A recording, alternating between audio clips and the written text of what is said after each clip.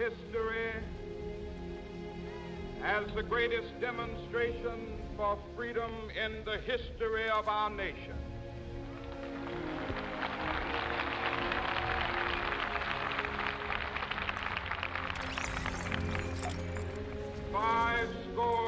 Years ago,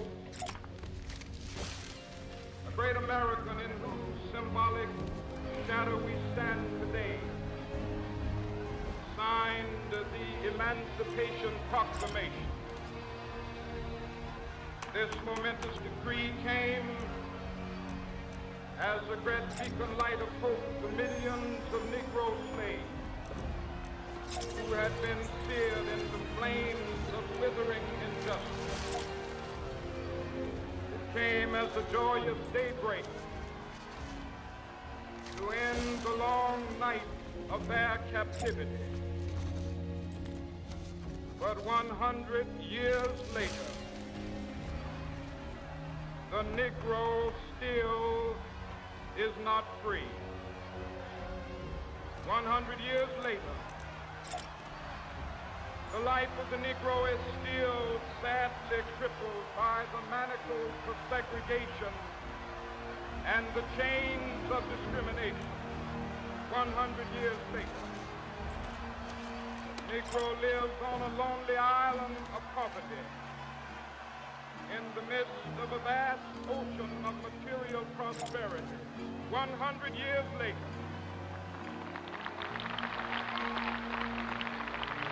the Negro is still languished in the corners of American society, finds himself in exile in his own land. So we've come here today to dramatize a shameful condition. In a sense, we've come to our nation's capital to cash a check.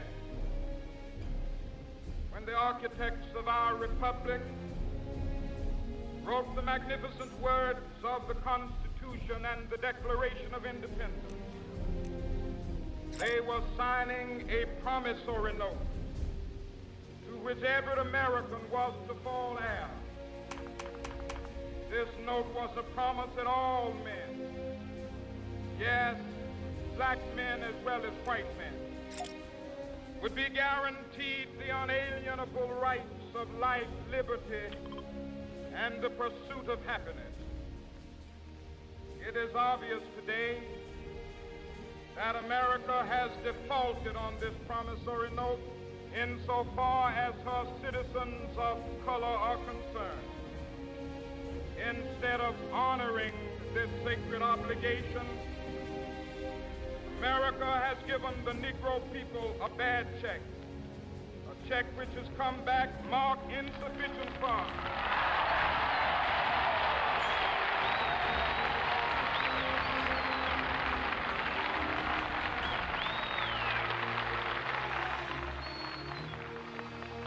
But we refuse to believe that the Bank of Justice is bankrupt.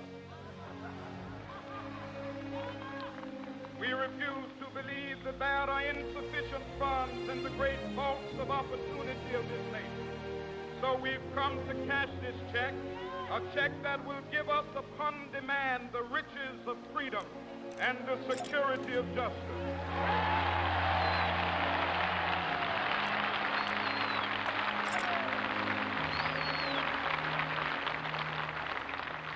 We have also come to this hallowed spot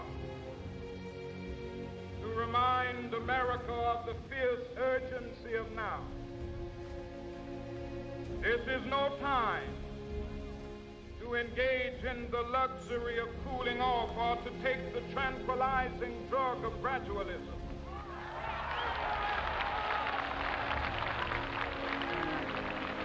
Now is the time to make real the promises of democracy. Now is the time to rise from the dark and desolate valley of segregation to the sunlit path of racial justice. Now is the time to lift our nation from the quicksands of racial injustice to the solid rock of brotherhood. Now is the time.